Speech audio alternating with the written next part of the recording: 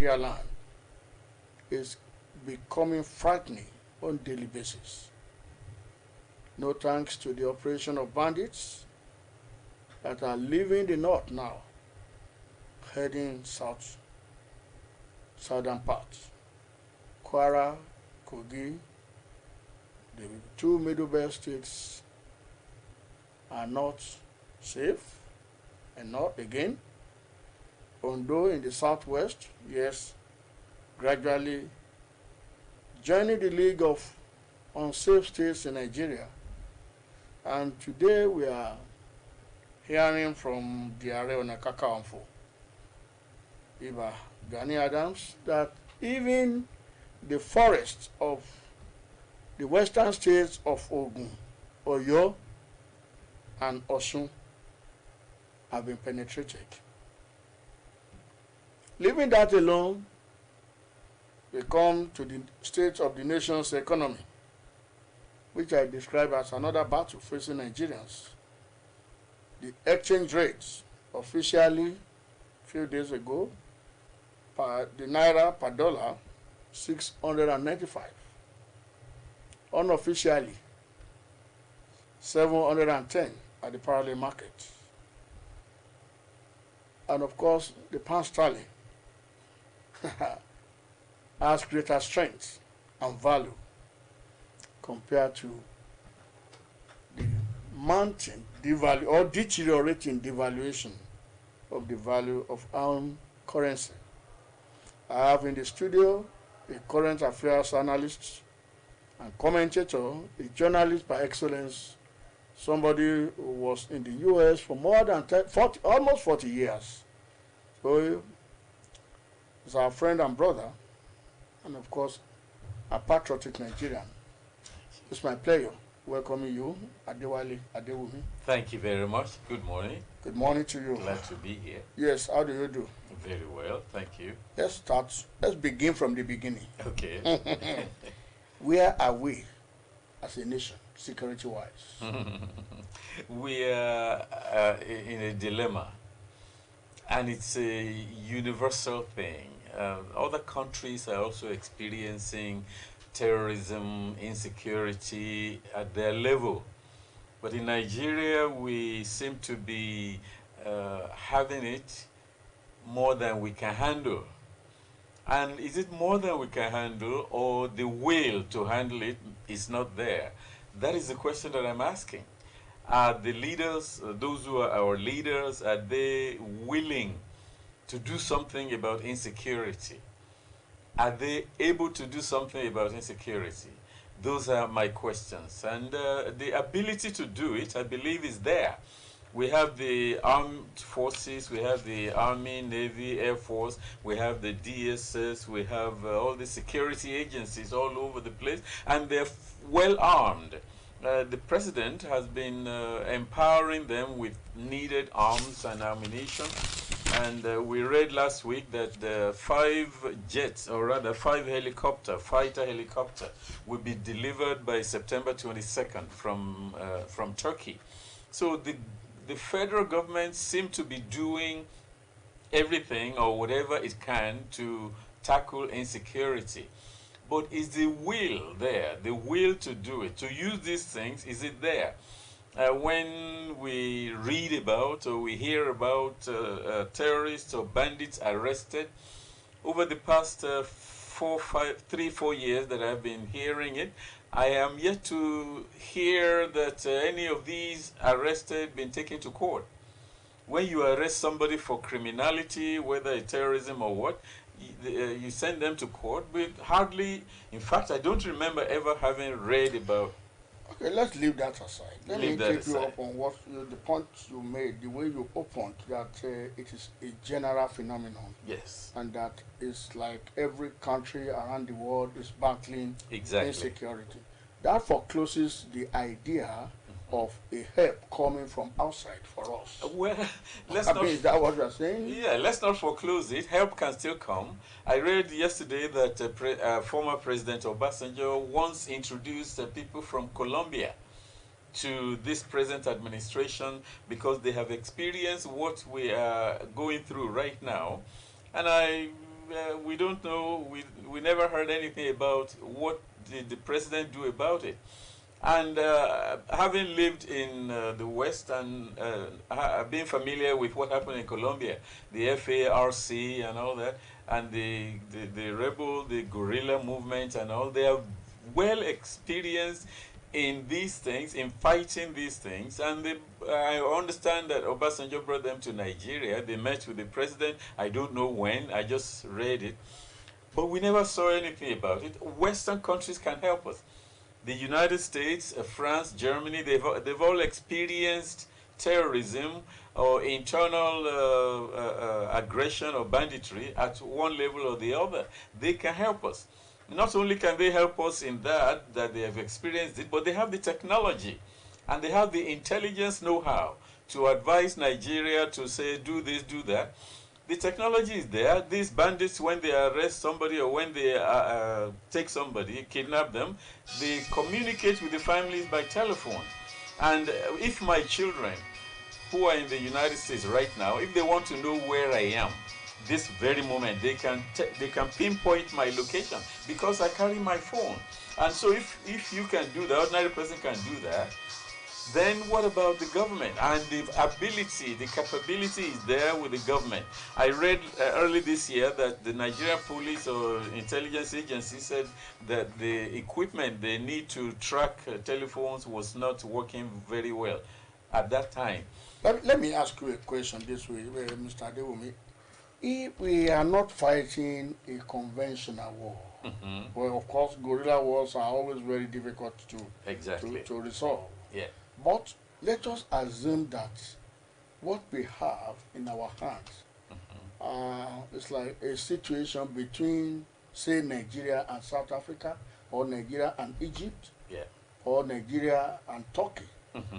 You spoke earlier that we are expecting fighter helicopter by September. That to me means that we were even nothing military-wise all the while.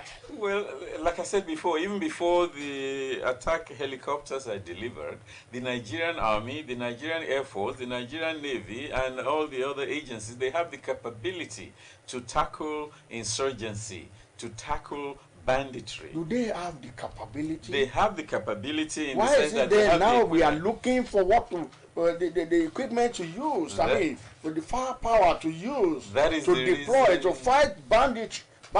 Yes, that's why I said at the beginning, is the will to do it there? Do we have the will? Do our leadership have the will to fight these things, or do they just want to consider it as something? You know, in 1995, Al-Qaeda, a terrorist organization, attacked a building in New York, and they detonated a bomb at the basement of that building. The president at that time was President Bill Clinton. He was advised to handle this as a terrorist act, but he decided that he will handle it as a criminal act. And so when you say criminal, then you have to go through the legal process and all these things. And because he failed in that aspect, 3 years later, Al-Qaeda struck again in 1998. And 3 years later, after 1998, they struck again, and each time it was with greater intensity. And we remember what happened in 2001 when they brought down those two tall buildings. So Nigeria is not handling this thing as a terrorist incident. I think they are handling it as a mere criminal neighborhood something or criminal something. But even if it's criminal, you arrest them, bring them to court. But hardly have we, at least personally, I have not read where they brought these people to court who have been arrested for banditry or terrorism. Look at it, the way we are talking now, it's like these rascals are almost taking Abuja, occupying Abuja. That's what we're reading and about. Almost, probably, God forbid, chasing the president out of Aso Rock. Yes. Yes, that's their aim. What happened recently in this country? They attacked the brigade. Yes, and the Brigade of God. They've been at the NDA last time Monday. Myself and two of my colleagues were debating it here on this platform. That look the way things are. these people, when they promise to do something, when they threaten to do something, rather, they almost come It's not. seeking to achieve whatever they threaten. Exactly. It wasn't too many days when they, after they promised or threatened that they will kidnap the president and the Kaduna governor. It wasn't many days after that that they attacked the brigade of guards.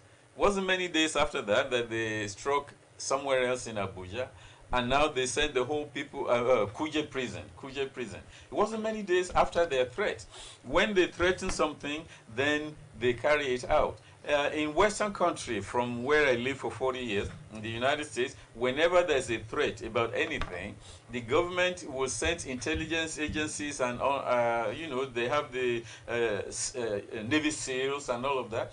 They will send them out, whether the threat is real or not. They will send these agencies out to go and inquire and go after.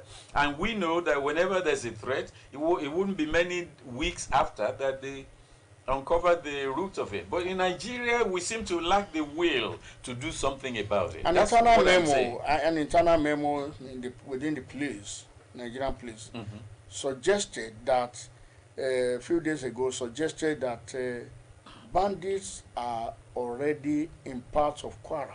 Yes, that's what we read. Yes. There's a park along Igbeti Road, Karamal Road in Kwara State, or leading to the Ogun side in the whole of your state. Yes. That Kwara is under threat. Today, we are having from Gani Adam an information that already these bandits have infiltrated forest in Ogun, Oyo. Even he even mentioned our own their state. Even not many kilometers from where we are right now in Oshu. Oshu is right there between Ilesha and Ife. And Gani Adam said that they have established their camp there. That terrorists have established their camp. But they didn't just start their camp there. It has been there for at least 3 or 4 years, maybe 2 or 3 years that they have been there, because you see them come to the highway, they abduct or they attempt they kidnap or armed robbery. So they are financing their operation by all those that they are doing. So it's not a new revelation that they are in Oshu, because you have those thick forests, big, heavy, thick forests. Who will go in there?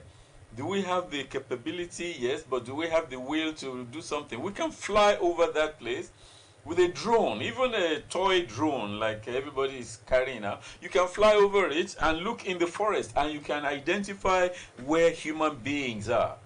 And also there are heat sensor drones that can actually, even at night or daytime, human body radiates heat. We can censor it and look at it and say, there's activity there. We have the capability, and it's not expensive. It is not expensive to buy a drone, or even buy a drone like the kind Iran is promising them in one country, in Russia or somewhere. It's not expensive to buy. If you remember, during Goodluck Jonathan, they displayed a drone that was designed in Nigeria and all that. These things are available. We can do it, and it's not expensive technology. The cost is coming down. Every time the research and development, when they recoup it, the price comes down. We can have these things, we can use these things, and long-range drones can be used and applied in these things in finding out, carrying surveillance in these forests. But our governments are not doing it. That is why I keep saying, is the will there? The capability is there, but do we have the will to do something about it? That is my question that I keep asking myself every day. Do we have the will? Do the president, or does the president, or do the federal government have the will? They say something about it, they print something about it, they make decrees, not decree, but they make declarations that they will do something, but we hardly see much happening. Since Kuje prison was attacked, few days later, the Brigade of Guards, those 2 incidents were enough for the federal government to unleash The best it has in those areas to find those people. Now, if they were escaping, that is the bandits and the terrorists, if they were escaping from that area and coming southward, they should have been able to track them. You were in the U.S. military. Yes. Were No, you Nigerian military? Yes, You were yes. in Nigerian military. Later Yes. you went to U.S. Yes. as a journalist. Yes. What can we do? That is the question they're asking too, and that is why the National Assembly is now threatening to impeach the president. The president was head of state, military head of state, a major general in the Nigerian army who had received training, Sandhurst, India, US, even the highest training ground in the United States. He got a master's degree from there. But the question is, why is the president not applying all these things, the knowledge that he has? And then equipping the military, why is the military not using their capability, the equipment that they have? So that's the question that everybody is asking. We want to know why. Why are we not doing something about it? If I sleep in my house and there's a threat around me in the night, I will call the police, and then while I'm waiting for the police, I grab my club, whatever I have to defend myself. I grab it and be looking around my neighborhood. Why is Nigeria not doing something about banditry, about terrorism, about all these who are coming? We are told, El Rufai said that they come from Mali, from other countries to Nigeria. Why is Nigeria not going after them? Why is Nigeria not carrying out military exercise? In my training as a combatant Nigerian soldier, we were trained in warfare, that is to penetrate in the bush. I remember in training I slept in the bush at Lanlate area we were there for 2 weeks. All the training we received. So these soldiers are well trained. These soldiers are well equipped, enough equipped to fight these boys, these bandits who are going on motorcycles. They go on motorcycles, carry their rocket-propelled grenade launchers. They carry their anti-aircraft grenade launchers on motorcycles, not even armored vehicle. And why is it Nigeria, with all the equipments we have, why are we not able to go after them? Or why are we not going after them? It's not the ability. Is the will that I'm questioning. Why are we not going after them? Lack of will, lack of political will to tackle. I am beginning to say that it's lack of political will. Is the possible impeachment of the president the solution? No. It's not the solution. The president will be impeached, the power will be handed over to somebody else, and then the person, he or she be able to continue? Well, it's a he, we know the vice president. We have to live with this or by this for the next 1 year that we may have to power to change hands. Yeah, we may have to endure this thing for the next year until government changes. We may have to, but we don't have to. Let's look at another issue that we line up on this program this morning. That's the matter of the economy and inflation.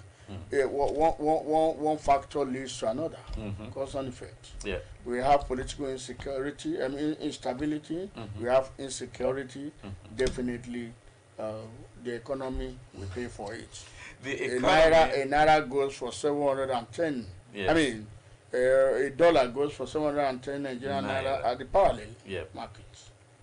It is something that the government again and the National Assembly and those in power need to look seriously into. The economy that is bad in Nigeria is not unique to Nigeria. Let me say it again, I've said it somewhere else before, that the price of gasoline in Nigeria, we are crying about how much now? They're selling it 190 naira per liter. Did you know that if you look at how much it is in the United States, it's 972 naira per liter? 972 naira per liter of gasoline in the United States. Everybody is crying over there. So it's not unique to Nigeria that the economy is like this, the way it is. Also, our foreign reserve has depleted from 39 billion down to 300,000 something dollars. So we're withdrawing, Nigerian government is withdrawing from the foreign reserve, withdrawing, and using it to do this, to do that. The Minister of Finance said it the other day. But what are we doing about getting the economy to improve? We keep importing everything. We hardly manufacture anything. We have Innocent Motors, who is manufacturing automobile. How much are Nigerians patronizing Innocent Motors? People will even talk down on it.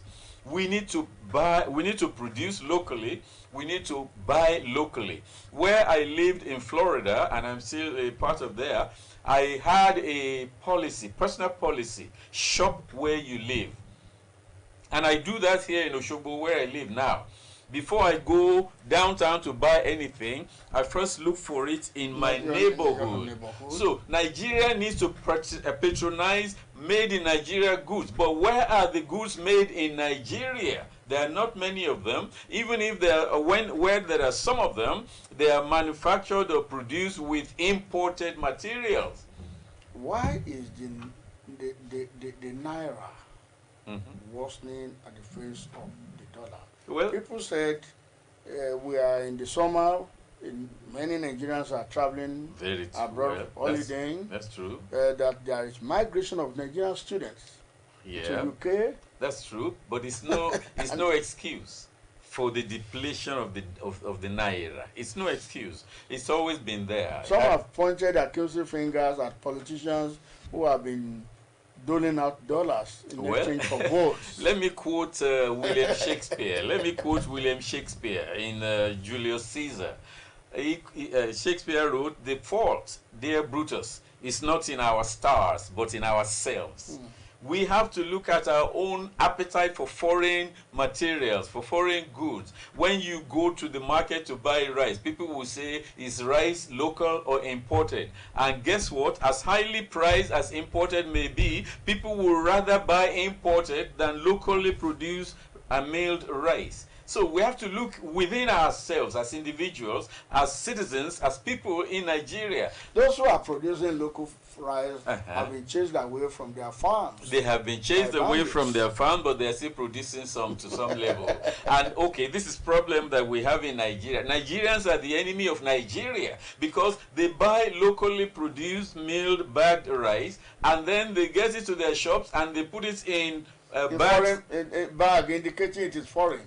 Indicating that it's foreign because of our appetite for imported rice. So no matter what, the farmers may not be producing as much as they ought to produce, but Nigerians are not helping the situation. We have an appetite for foreign rice. When I go to the market, like I said, I ask, is this foreign or is it local? But where is the local? Which one do you buy? I buy local, but where is the local? No. Not found again. It's not found anywhere because they have rebagged it. They have put it in bags of foreign rice. So, and then the cost of it is so high that the average person cannot afford it. So all of us are part of this problem? We're all part of the problem. Yes, that's why I quoted Shakespeare. The fault is not in our stars, but in ourselves. We need to look inward. So when we blame leaders, we have to re-examine. Well, our leaders have their share of the problem. Yeah. And they themselves are not helping the situation. Mr. Adewale? Yes, sir. I want to thank you. Thank you. We can't say it all. We keep telling the people you have to change your taste. Exactly. And embrace what we have locally. Exactly. Passenger, while in government, came up with so many ideas that we should patronize whatever is made locally, but we keep preferring those things that are imported. We have an insatiable appetite for foreign goods. Yes, we pay for it dearly. Inflation is almost making mess of everything you have today as a fixed income earner. Exactly. It's about the convenience spot that we draw the curtains this morning on issues in the news. I want to thank Mr. Adewale Adewumi again for coming. Thanks so very much. I appreciate for inviting me. And my brother Olatunji Ojo and sister Tony Ojeyemi. Until next Monday, Babatunde Oguntomi is my name. God bless you. So if you look at the Constitution of Nigeria, the government is set up basically to do two things. People are asking, do we have budget again? I would say we still have a budget, because if we don't have a budget, we cannot have